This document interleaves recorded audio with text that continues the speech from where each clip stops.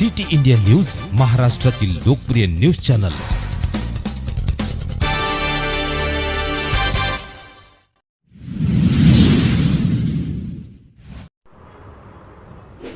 दोंडाईचा उड्डाण पूल लोकार्पण सोहळा आमदार श्री जयकुमार रावल यांच्या शुभ हस्ते संपन्न झाला। यावेळेस लोकनेते अनिल सिसोदे, संजय भामरे, शांताराम सिसोदे, जिजाऊ सिसोदे, दोंडाईचा तालुका शिंदखेडा, जिल्हा धुळे व संपूर्ण गावकरी उपस्थित होते।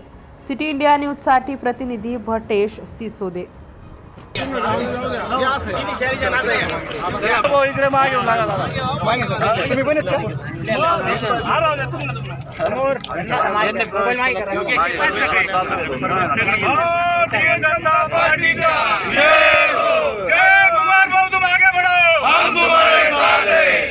आता आले तर किती मस्त फरक पडेल आपल्याला 90% नाही भेटलं तेव्हा बोलायचं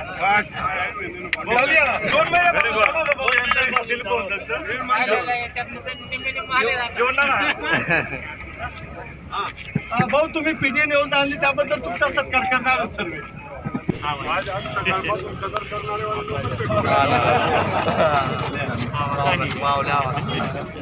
काय करायचं मग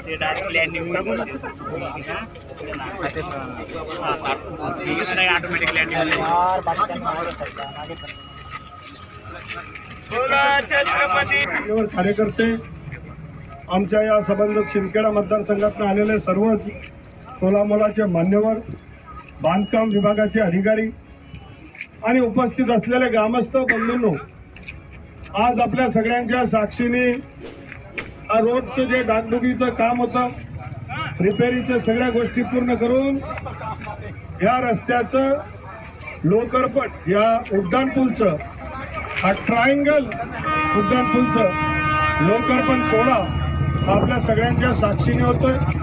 आता आपल्याला पुढच्या काळात रेल्वे फाटकावर तासनतास थांबण्याची गरज नाही, तर वेगाने इथे जाणार। त्याचबरोबर गावामध्ये जाण्यासाठी एक स्पेशल रस्ता आम्ही निर्माण केला। त्या रस्त्यावर काही अडचणी होत्या, तिच्यामध्ये पाईप टाकून ते आमच्या तिथल्या गरीब लोकांच्या घरामध्ये पाणी जाणार नाही म्हणून पाईप टाकून कॉन्क्रीटीकरणचं तिथे आपण काम चालू केलं। एक 2-3 दिवसामधलं कॉन्क्रीटीकरणचं काम पूर्ण झालं, अत्यंत सुसाट हे सगळं जाणार। पण आम्ही प्रयोजन असं केलंय की या भागामध्ये ट्रक जाऊ शकत नाही किंवा इथे एसटी किंवा कुठलीच गाडी जाऊ शकणार नाही। इथे लहान जे वाहन आहेत तेच जाऊ शकतील। एसटी इथून खाली उतरून शनी मंदिरकडे जाईल आणि तिथून राजे दौलत सिंग सेतूवरनं ती महाराणा प्रताप मार्गावर निघेल असं आम्ही नियोजन केलेलं आहे। आणि म्हणून ट्रका इथे येणार नाही, तर गावामध्ये लहान लहान बच्चे असतील, आमच्या कॉलन्या असतील, तिथल्या मुलांना महिलांना कुठल्याही प्रकारची अडचण येणार नाही। त्याच्यासाठी मागचे 3 वर्ष मला संघर्ष करावा लागला। एकच इथून सरळ ते पूल काढत होते। आता या सगळ्या ट्रका, रहदारी, हायवेच्या गाड्या जर गावात घुसतील तर तिथे दादासाहेब रावाल हायस्कूल आहे, तिथे आमच्याकडे तिथे जो गुरव स्टॉप आहे, तिथे मुलं आहेत, मुली आहेत, गर्ल्स हायस्कूलच्या मुली आहेत, तिथे ट्रका कसं काय जातील, एसटी कसं काय जाईल, हायवे कसं काय होईल। आणि म्हणून आम्ही जिद्दीवर पेटलो। दुर्दैवाने बंधूंना आपलं सरकार नसलं तर खूप त्रास होतो आणि आपल्याला अडचणच होत होती। परंतु नंतरच्या काळात आपल्याकडे आपलं सरकार आलं आणि हा तिसरा जो रस्ता आहे हा व्हायलाच पाहिजे असा माझा आग्रह होता। शेवटी सरकार नमलं आणि हा रस्ता झाला। आज तिकडून जाईल आणि गावातले लोक इकडून जातील। परंतु या सगळ्या गडबडमध्ये थोडंफार इंजिनिअरिंगमध्ये 19-20 झालेलं दिसतंय मला, कारण की त्यांनी असा साप वडणं रस्ता बनवून टाकला। कारण काय तर म्हणे एक डिप्पी इथं उभी, आता ती डिप्पी 2-4-5 लाखाची डिप्पी, अशा 10 डिप्प्या बदलल्या असत्या। पण मग कधी कधी सरकारी अधिकाऱ्यांना काय पडली नाही देशाची, स्वतःच्या पलीकडे विचार करत नाही। आपण पाहिलं की आज हा रस्ता जो आहे उड्डाण पूल हा 100 वर्ष राहणार आहे, आपण आपल्या 4 पिढ्या राहणार। आता नागमोडी तरी बनवलं तर जबाबदार कोण आहे, करून दिलं। एक डिप्पी बाजूला आहे, आता ती डिप्पीला काढायला पाहिजे होती। नगरपालिका आहे, बांधकाम आहे, बांधकाम विभाग आहे, रेल्वे विभाग आहे, तिघांनी केलं पाहिजे होतं। कसं आहे आपल्या देशामध्ये दुर्दैव आपलं, आज आपण हा पूल मग आग्रह केल्यामुळे मग आज शेवटचा इकडचा पूल त्यांचा त्यांनी बनवला, पण बनवत असताना टेक्निकली साऊंड पूर्वी पहिले असाच होता, त्यांनी कॅन्सल केला आणि पैसे कमवण्याच्या दृष्टिकोनातनं हा पूल कॅन्सल करून नुसतं एवढा केला. मग मी लढलो, म्हटलं असं कसं काय, तुम्ही सुरुवातीला आम्ही तिकडचं दाखवलं ना, आता कसं हे तिघच्या तिघ व्हायला पाहिजे. मग त्याच्यामध्ये 1.5-2 वर्षाचा उशीर लागला. अरे उशीर लागो, देर आहे लेकिन दुरुस्त आणायची. आणि म्हणून आता अत्यंत दमदार असा उड्डाण पूल तयार झाला.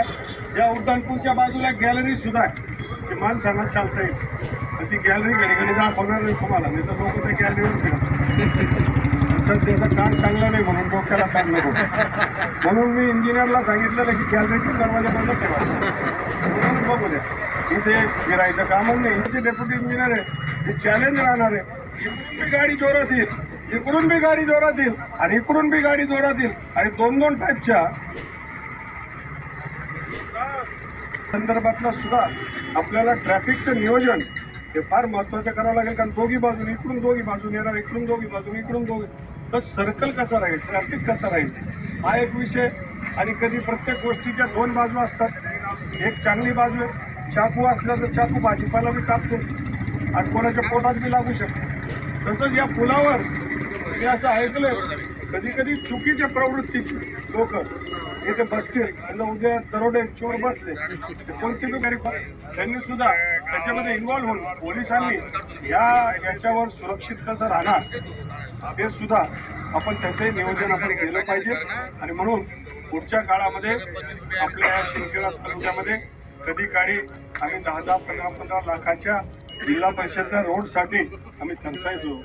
आज 40 कोटी, किती आहे, 29 कोटीचा, 30 कोटीचा उड्डाण पूल आमच्या जनतेला लोकार्पण होतो. आणि एक नाही तर 2 पूल झाले. खरं तर तिथं राजकारण झालं, त्या आघाडी सरकार आलं, त्यांनी पार शिवाजी पुतळ्यापर्यंत पूल नेला. आम्ही म्हटलं शिवाजी पुतळा आणला नाही, म्हणून तो पूल कॅन्सल झाला.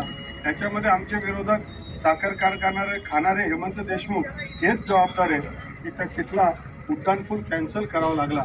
म्हणून गावाचं मोठं नुकसान त्या पापी लोकांनी केलंय आणि म्हणून त्यांचाही मी निषेध या निमित्ताने करतो. एवढंच मला म्हणायचं की आपल्या शिंदखेडा मतदारसंघाच्या विकासासाठी आपण सारेजण कटिबद्ध पद्धतीने आपण सगळेजण काम करूया. हे कार्यक्रम हा छोटा मोठा का होईना बांधकामच्या पद्धती पण केलाय आणि 4 दिवसामध्ये हा पुढचाही रोड हा चालू होईल असा विश्वास व्यक्त करून इथे सुरक्षा, इथे ट्रॅफिक या संदर्भातलं विचार चिंतन या माध्यमातून होईल अशी अपेक्षा व्यक्त करतो. आपल्या सगळ्यांच्या मनापासून अभिनंदन करतो. कारण आपण राहणार नाही राहणार, पण हा पूल मात्र राहील. कारण 100 वर्ष, कमीत कमी 50-100 वर्षाचं याचं प्लॅनिंग असेल ना. 75 वर्ष बाबा आजपासून मजा संधी दिली की आपल्या हातूने काम घडलं. आणि तुमच्या सगळ्यांच्या उपस्थितीमध्ये, तुमच्या सगळ्यांच्या पाठिंब्याने त्याचं उद्घाटन झालंय. तुमचं सगळ्यांचं खूप खूप अभिनंदन, धन्यवाद. भारत माता की